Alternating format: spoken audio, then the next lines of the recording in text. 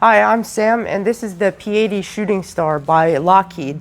This aircraft was built in 1946 by Lockheed after World War II, and it was the closest rival to the Me-262 in World War II. Now, this one didn't see any service in 1945 in World War II, but it fought in Korea and a couple of conflicts after that. Ours is actually not a P-80. Ours is the TV-1, which is a Navy version of the P-80. And the only difference on the outside is that the P-80 has 6 guns on the front, whereas the TV-1 only has 4 in the front. So this is the first American jet fighter aircraft that was actually able to fly and serve.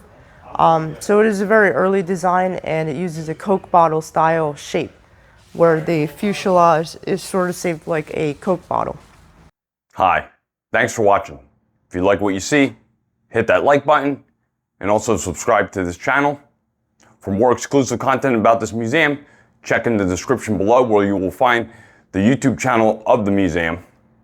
Better yet, if you're in the area, go check out the museum. It's one thing to see it on YouTube, it's another thing to see it in person. Thanks for watching.